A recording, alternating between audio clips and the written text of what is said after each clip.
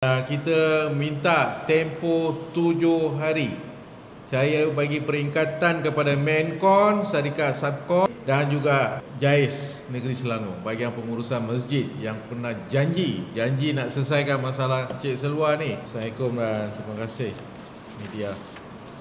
Hari ini berkenaan isu pembinaan masjid di Negeri Selangor. Ada salah sebuah masjid. Projek ni di bawah ICU di bawah Kerajaan Pusat pada tahun 2020. Masjid. Apa yang menduka citakan di mana kita lihat kontraktor Menkon ni, Syarikat Bumiputera telah sub kepada syarikat Cina, seorang Cina tempatan. Dan syarikat Cina tu pula sebahagian kerja sub kepada Encik Selwa ni. Encik Selwa pun kontraktor. Encik Selwa bahagian dia buat parit dengan tempat parking, melibatkan kawasan Turak. Jalan. Melibatkan jalan.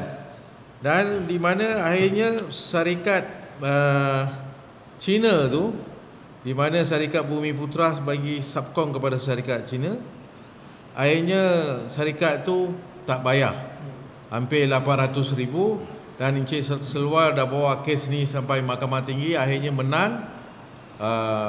Sehingga hari ni 1 sen pun tak dapat bayaran sehingga hari ni. Jadi saya harap JAIS di mana Ketua Pengarah JAIS bahagian pengurusan telah berjanji, panggil mesyuarat, telah berjanji mereka akan bantu selesaikan masalah tersebut. Dan akhirnya mereka pun menghilangkan diri, telefon pun tak nak jawab, akhirnya nombor pun mereka blok. Ini yang berlaku. Perkara ini memang amat memalukan lah, di mana sebuah masjid yang telah dibina, akhirnya bayaran kontraktor tak dapat. Dan hari ini ikhlas saya sebagai aktivis Ikhlas Malaysia, biasa orang panggil saya Rizwan Ikhlas, bersama dengan NGO CMM, kita bagi tempoh 7 hari kepada kontraktor tersebut. Kalau isu ni mereka tak selesai, dan kita akan berhimpun di hadapan JAIS ataupun di Pejabat Menteri Agama di Putrajaya. Ini yang kita akan buat, di mana seorang bukan Islam telah dapat projek ini, telah buat jalan raya dan kerja-kerja jalan parking dan parit dan longkang, akhirnya mereka tak dapat bayar. Malulah, saya sebagai seorang Islam, saya pun rasa malu.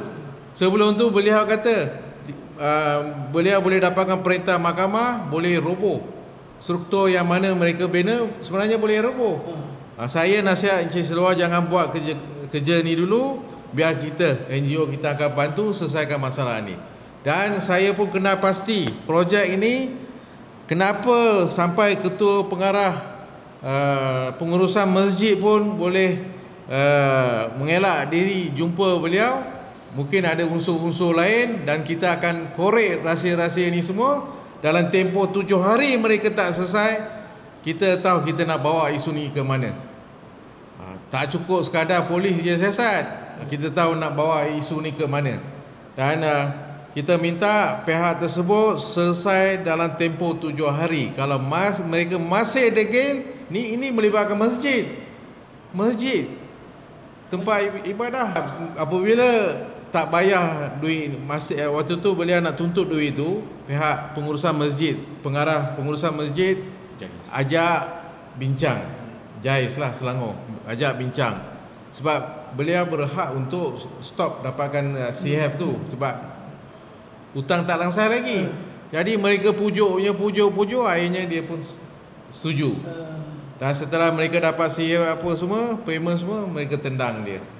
Ini yang berlaku.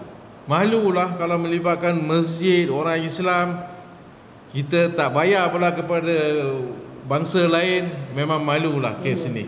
Memang amat malulah. Saya bukan nak cerita isu perkauman di sini, sebab Syarikat Bumiputera Melayu ni dapat projek masjid, subkon bagi kepada Cina. Ini lagi malu. Malu besar. Dan syarikat Cina tu pula sakon kepada Encik Seluar. Ada muhibah lah, ada 3 bangsa ni. Konsep tu nampak sedap lah tengok kan. Tapi tak payah. Siapa nak tanggung dosa ni? Kawasan Subanjaya, masjid ni. Ni jalan ni semua Encik Seluar, syarikat Encik Seluar yang turap ni semua. Dan sehingga hari ni tak dapat bayaran. Siapa nak bertanggungjawab dalam isu ni? Saya harap pengarah pengurusan bahagian masjid pengarah pengurusan JAIS masjid perlu bertanggungjawab sepenuhnya. Ada bukti bukti WhatsApp panggil mesyuarat, nak bincang, nak selesaikan. Mereka pujuk rayu, runding, nak selesai. Akhirnya Cik Seluar pun termakan pujuk. Akhirnya mereka, selepas mereka dapat CM, dapat payment segalanya, Cik Seluar sehingga hari ini, walaupun beliau dah menang di kes mahkamah, sehingga hari ini tak dapat 1 sen pun. Jadi dalam isu ni, kita Ikhlas ni, Sekretariat Ikhlas ni, kita akan bawa isu ni, kita tak akan biar. Kita akan pastikan Menkon, Subkon syarikat Cina tu, pengurusan JAIS ni perlu bertanggungjawab. 3 orang perlu bertanggungjawab. Sebab ini projek kerajaan. Jadi kita terpaksa desak kerajaan selesaikan masalah ni. Terus masa kami masuk nak buat bina jalan raya dekat sana, dia orang minta tolong, cakap tak boleh nak bantu Afran, itu semua tak boleh bantu. Okey, tak apa. Saya ada simpanan lebih kurang 250,000 untuk anak saya untuk belajar. Itu saya masuk dekat sana. Lagi saya pinjam sini, pinjam sana. Saya siapkan sebab dia orang nak mustahar, nak sembayang masa itu raya yang terdekat. Raya yang terdekat, dia nak sembayang. Saya tak apalah, saya cakap tak apalah. Ini akan tak apalah, apa yang saya boleh bagi. Saya bukan kerja sana sebagai kontraktor, sebagai manusia. Dia orang tak boleh keluar, Afran ke apa-apa tak boleh keluar. Tak apa, saya buatlah apa saya boleh buat, bantu dia orang. Last semua orang janji sana. Siapa ada sana, arkitek, seramai yang pengarah-pengarah yang datang sana nak siapkan masjid ni cepat. Dia orang semua janji, jangan masalah, tak ada masalah, jangan risau, ini payment akan dapat. Lepas siap, semua orang hilang. Semua orang tarik handbrake, lari diri. Lepas tu I cakap jangan surrender, handover dekat kerajaan lah, ini masjid jangan bagi handover dulu, tunggu dia orang selesai, saya ambil duit dulu. Lepas tu JAIS panggil saya. JAIS ada panggil saya, first mesyuarat nombor 1. Dia orang cakap JAIS, ICU, pihak masjid, kontraktor, Mainkon, Subkon, semua ada dekat sana. Dia orang semua janji. Okey, tak apa, ni wang keluar, kita janji itu wang akan dapat you. Lepas tu semua orang hilang. Tanya siapa pun cakap kena tanya sana, kena tanya sini. Lepas tu ada few months back, saya ada today. Dia orang panggil saya balik lagi sekali. Saya sudah bising, saya hantar satu surat, saya cakap saya nak masuk korek. Lepas tu dia orang panggil saya sekali lagi, dia cakap okey.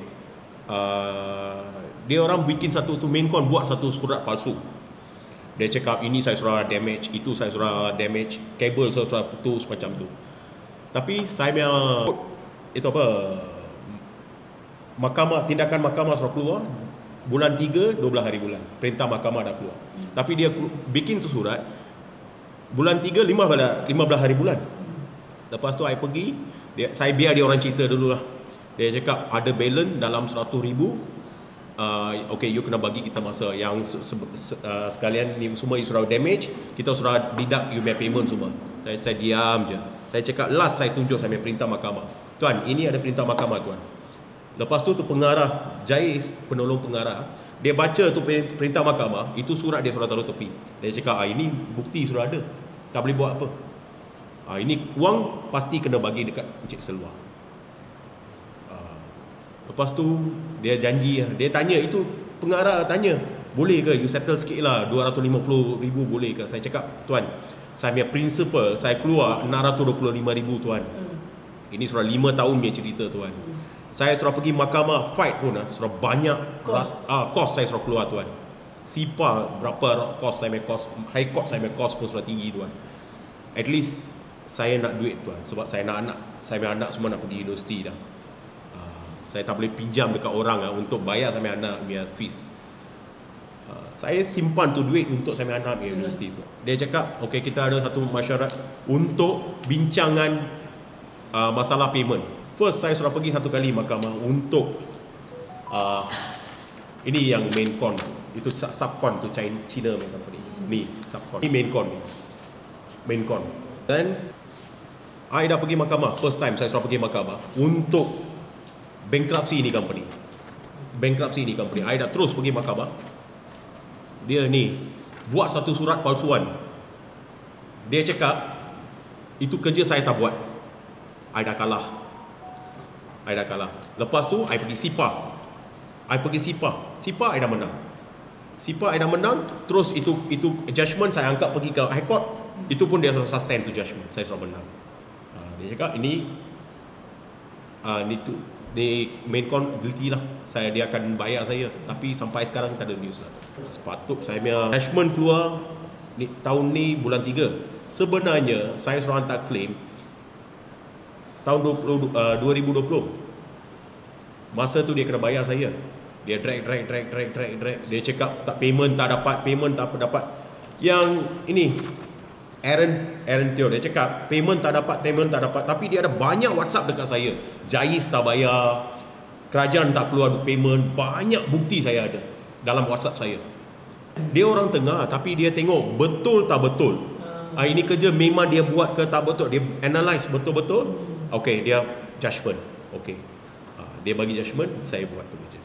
Sebenarnya saya sudah buat laporan polis bulan 12, 2 hari bulan. Saya sudah mau korek itu, saya mau ambil barang saya punya. Saya bukan nak kacau tempat orang ke, buat kecoh kauman ke, bukan intention saya.